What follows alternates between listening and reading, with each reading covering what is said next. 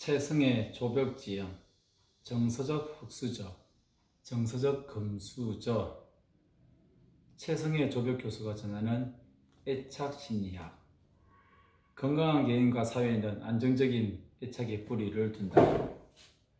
경제적 성공이 최우선이 된 대한민국, 각박한 경쟁 속에 자녀를 잃어버린 부모들과 방치되는 아이들, 점점 아이를 낳고 키우기가 고통스러운 사회. 지금 우리는 놓치고 있는 것은 무엇인가? 헬 육아를 넘어 행복 육아로, 단절 사회에서 연결 사회로, 정서적 흑수저가 아닌 정서적 금수저가 금수저로 키우기 위해 최신 연구 결과를 토대로 제안하는 애착 사회로 가는 길. 여러분 아시는 분도 계시겠지만 최승의 조벽 교수님은 정말 우리나라에서 어떤 그 심리학적으로 너무나 위대한 분들이십니다. 조벽 교수님은 최고의 교수, 학교란 무엇인가 라는 책을 쓰기도 하고 다큐멘터리도 참여를 했습니다. 참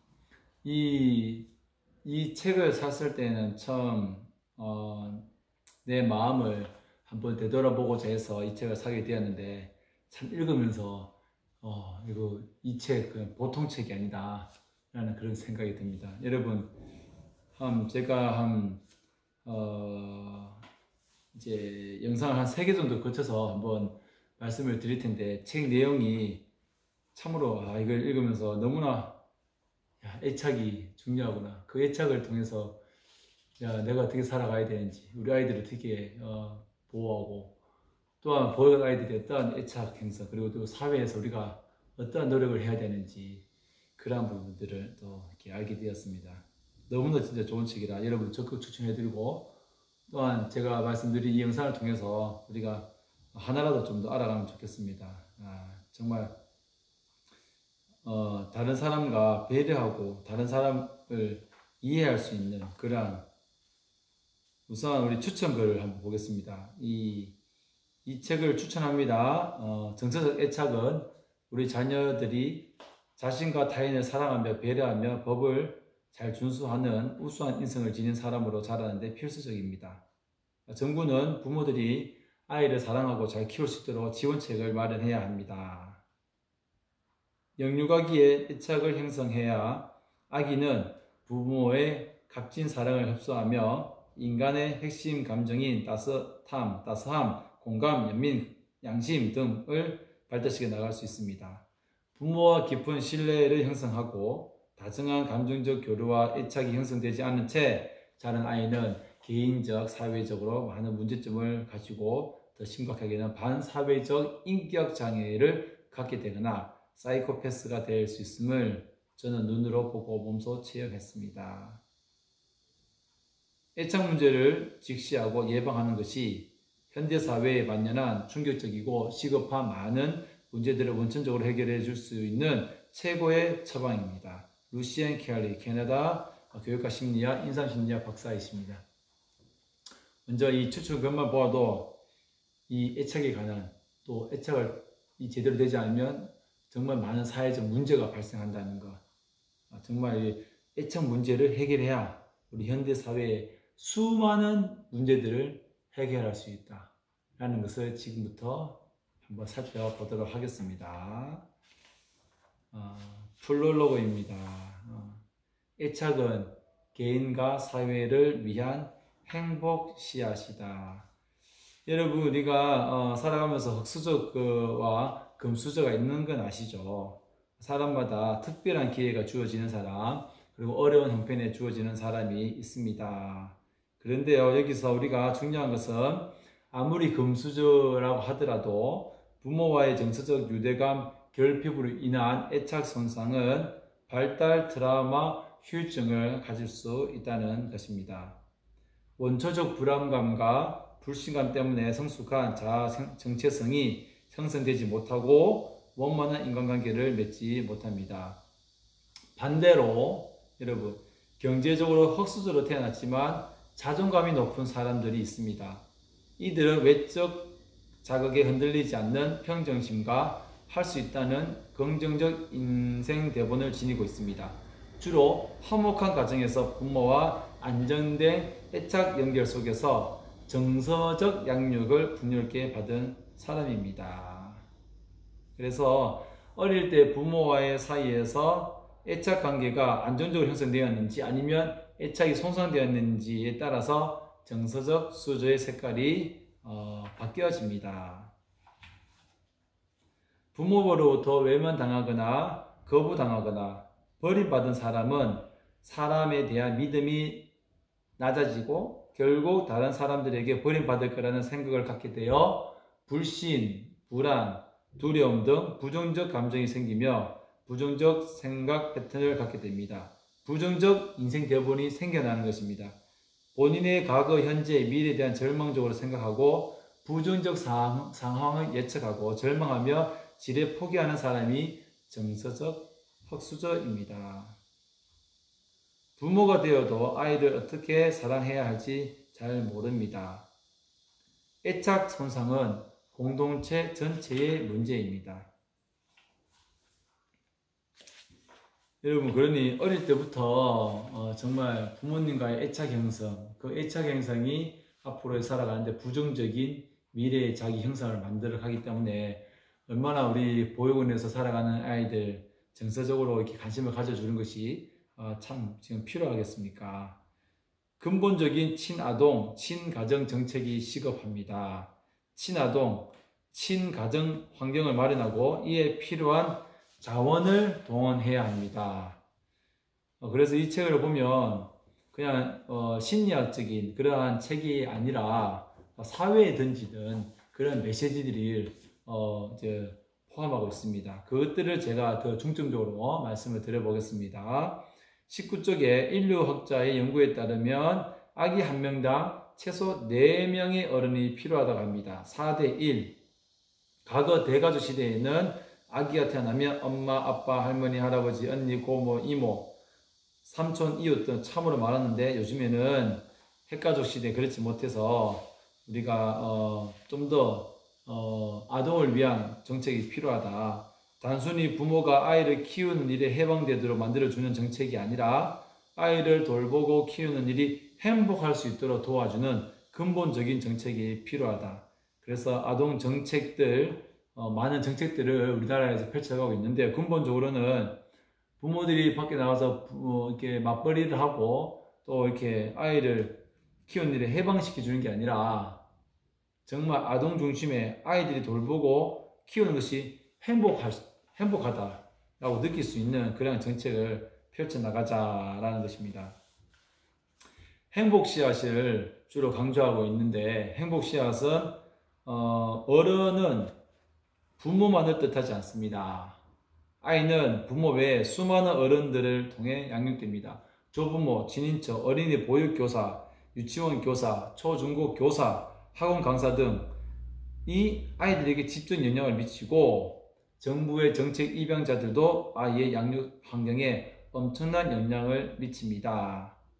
따라서 어른들 모두가 애착 손상이 무엇이며 개인 차원만이 아니라 사회 차원에서 얼마나 큰 어떤 손실, 문제가 일어나는지를 알고 미리 예방해야 합니다.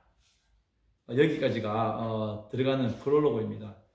그래서 이 책에서는 부모들이 아이들과 애착 형성을 잘 해야 되는데, 너무나 잘 해야 되는데, 그렇지 못하면 너무나 큰 사회 문제들이 발생한다.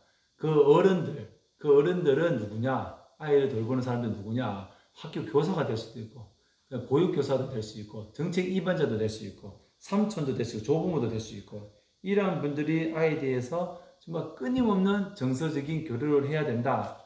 그렇지 않으면 사회적인 얼마나 큰 문제들이 발생한다. 라는 것입니다. 우리나라가 정말 잘 살고 어떤 부유한 나라가 되었지만 이 애착, 사랑의 시작이고 애착의 결과는 행복이다. 돈과 명예가 아니라 안정된 애착이 사랑을 행복으로 연결해준다. 이 프롤로그만 봐도 이 책의 전반적인 어떤 내용인지를 다 알 수 있는 그런 내용입니다. 우선 7장으로 이루어져 있습니다. 먼저 제가 살펴본 내용들을 한번 이렇게 적어 보았는데요. 이 내용들 글을 중심으로 해서 제가 부가 설명 한번 드려보도록 하겠습니다. 여러분, 위기 상황에 처했을 때, 우리 보육원에 들어가는 아이들 위기 상황에 처했을 때, 중요한 욕구가 있을 때, 돌봄을 필요한 대상, 부모 등 양육자로부터 외면당하거나 거부당했을 때 버림받은 상처를 애착손상이라고 합니다. 그들의 머릿속에는 불신, 불안, 두려움 등 내적 도식이 자리 잡히게 됩니다. 그러면 이후에 부모, 친구, 연인, 배우자 등 친밀한 관계에서 일상적인 거절이나 거부를 당해도 자신의 존재 자체에 대한 거부나 무시로 여길 수 있기 때문에, 다시 말씀드립니다. 자신의 존재 자체에 대한 거부나 존재를 여기기 때문에 그 사람을 잠시 보지 못해도 영원히 버려질 것 같은 절망과 두려움을 느낄 수 있습니다. 이처럼 마음에 부정적 감정이 꽉 차 있으면 결국 부정적 생각이 머리를 채웁니다. 아무도 나에게 관심이 없어. 내가 할 수 있는 건 없어. 어차피 나는 안 돼. 해봤자 소용이 없어. 세상은 차갑고 무거워. 이러한 인생 대본을 갖고 있다면 해보지 않고 포기하는 실패자가 됩니다. 본인의 미래에 대해 절망적으로 생각하고 부정적으로 미래를 예측하고 미리 판단하고 주장하는 사람이 바로 정서적 흑수저입니다. 애착 손상은 정서적 흑수저가 될 확률이 높습니다. 그러니 우리 보육원에 있는 아이들이 애착 형성을 얼마나 잘해야 되겠습니다. 그렇지 못하면 방금 말했던 이러한 무수히 반복적인 그런 일들이 계속 이제 생겨나는 것입니다.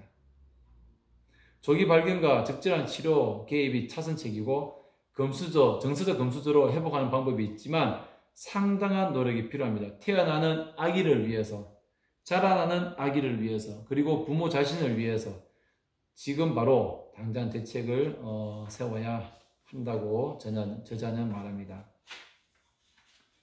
영국의 보육 정책을 한번 말씀을 드리겠습니다. 영국의 보육 정책은 왜 실패했나를 보면 영국에서 아동 대피 프로젝트를 했습니다. 2차 세계대전 때 영국은 특별한 대피 프로젝트로 독일군의 집중 폭격을 피해가지고요, 런던과 같은 대도시에 사는 어린아이들을 폭격이 덜한 농촌으로 대대적으로 대피시켰습니다. 그것이 아동 대피 프로젝트인데요.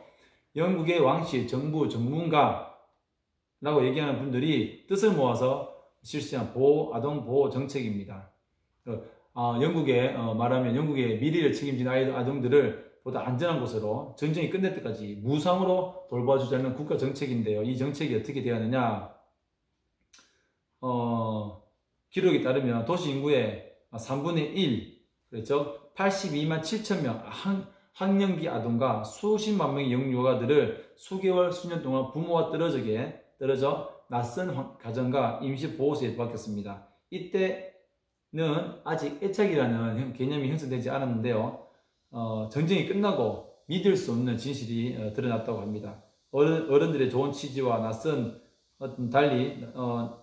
어른들의 좋은 취지와는 달리 낯선 환경에서 낯선 양육자, 즉 국가 지원 단기 훈련을 받고 그들을 보호하는 보모가 된 사람들에게 맡겨진 아이들은 병들거나 심지어 사망한 아이가 많았습니다. 집에 돌아오는 후에도 아이들은 상당히 오랫동안 불안증, 우울증, 집중력 저하, 학습 곤란 등 많은 심리적 정서적 문제를 겪었습니다. 영유아들은 폭격 속에서도 부모와 같이 있을 때 더 안정감을 느끼고 잘 견뎠던 것으로 밝혀졌습니다. 갑자기 헤어진 아이들이 심리적 고통과 문제를 수없이 목격했다. 아무리 좋은 의도라 하더라도 영유아들에게 양육자와 갑작스러운 결별은 심각한 정서적 트라우마로 장기적 후유증을 남길 수 있다고 주장했습니다. 그러니 여러분, 정말 아이들 이러한 정책을 봤을 때에 아동을 위한 것이지만 결국은 봤을 때는 아동을 위한 길이 아니었다는 것을 알 수가 있습니다. 여러분, 말씀드리는 것은 보육원은 없어져야 된다. 탈보육원 시설 정책. 그래서 아이들이 좀 더 가정 같은 곳에서 살아갈 수 있도록 하는 것이 우리들의 역할이라고 할 수가 있겠습니다. 새로운 사실들을 책을 통해서 많이 잘 알고 있습니다. 그 아이들이 어떠한 상처를 받느냐, 어떠한 정책을 펼쳐나가느냐, 안정적 애착을 형성하기 위해서 우리가 그 건강한 심신의 발달을 위해서 그 단계에 맞게 어떻게 정서적 유대를 형성해야 되는가, 그리고 어머님의 진심 어린 애정이 얼마나 필요하느냐, 이러한 것들을 우리가 생각해 볼 수가 있습니다. Y세대를 휩쓰는 유행병, 불안증을 한번 보겠습니다. 늘어나는 맞벌이 부부, 해체 가정, 그리고 이런저런 이유로 영유아기에 아이들에게 안정적인 애착을 형성하지 못하는 결과가 이제 본물처럼 터져 나오고 있습니다. 미국에서 ADHD로 진단받은 아이들은 꾸준히 증가하고 있습니다. 치료비도 계속 늘고 있습니다. 불안감도 높아지고 대학생들의 자살 증가 현상도 많아지고 있습니다. 청소년들 중에도 불안과 우울을 덜 겪고 긍정적으로 밝고 행복하게 잘 자라는 아이들이 상당수 있다는 것도 사실입니다. 그러니 우리가 정말 이게 사회적 문제가 될 수밖에 없는데, 보육원뿐만 아니라 맞벌이 부부 해체 가정 이런 이유로 인해 가지고 아이들이 애착을 잘 형성하지 못해서 사회 문제, ADHD, 그 다음에 자살, 불안 등등, 이 모든 것들이 이제 치료비도 많이 들어가고 하면 국가적인 어떤 문제가 더 발생하고 있다는 것을 우리가 알 수가 있습니다. 결국은 물질적 풍요보다는 정서적 풍요가 중요하다. 정말 우리 보육원에 살아가는 아이들이 살아가면서 정말 많은 이렇게 먹고 지내고 이런 부분에서는 물질적으로는 풍요는 없지만 정말 정서적인 그런 풍요를 어떻게 느끼고 있는지가 사실은 좀 고민이 됩니다. 그러면서 같은 박사님께서 말씀하는 것은 우리가 인지지능은 우리가 5%밖에 쓸 수 없기 때문에 장기적인 성공과 행복을 위해서는 정서지능 EQ가 아주 중요하다. 정서지능을 키우기 위해서는 가장 효과적이고 체계적이고 과학적인 방법이 감정 코칭이라고 말하고 있습니다. 감정 코칭은 사랑하는 방법을 배우는 것이다. 사랑하는 방법은 구체적으로 경청, 위로, 이해, 배려, 존중, 소통, 감사, 효도 등이며, 이 또한 어릴 때 가르쳐야 하고 그것이 생존 기술이다. 이제 아이들에게 의식주 외에 정서적 유대, 정서적 풍요, 더불어 행복할 수 있는 방법을 가르치는 것이 아주 중요하다는 인식이 우리가 가져야 됩니다. 라고 합니다. 참 여기까지만 살펴봐도 정말 우리가 애착 형성이 얼마나 중요한지 알 수 있겠죠. 한번 기회가 되면 꼭 이 책을 우리 한번 읽어보시면 참 좋을 것 같습니다. 무상보육정책. 우리나라에서 무상보육정책을 시행하고 또 여러 보육정책을 활용하고 있습니다. 우리나라에서 2011년 전후로 학교폭력, 인터넷 중독, 학교 중퇴 등 청소년 문제의 정도가 급격히 심각해지고 빈도가 증가했는데, 그거는 IMF 외환위기를 겪었던 아이들이 어떤 심리적인 현상, 어떤 문제로 인해서 일어나는 일시적 현상이다 라고 말을 합니다. 이 저자는 그 당시에 서울에서 가장 큰 규모인 보육시설 자원봉사를 하러 갔는데요. 외환위기로 인해 경제 상황 악화와 가정 부활화, 이혼 등 그런 일로 인해서 보육사들이 감당하기 어려울 정도로 많은 아이들이 시설에 맡겨졌다고 합니다. 그래서 보육사들이 너무나 힘들어서 일손이 딸려서 쩔쩔매고 있었습니다. 아이를 보육원에 맡기지 않더라도 생활고로 인해 누군가에게 어린 자녀를 맡게 할 가정에 놓인 가정도 많았습니다. 그러한 일들로 인해서 애착이 손상이 되지 않아서 또 더 많은 청소년 문제가 이루어졌다 라는 것을 우리가 알 수가 있습니다. 결국은 아이는 길을 기다려주지 않으니 어릴 때부터 후회하지 않는 그러한 정책을 통해서 앞으로 우리나라 전체가 아동 친화 국가가 되면 좋겠다라는 희망을 이렇게 이 책에서 말하고 있습니다. 이자까지 살펴보았는데요.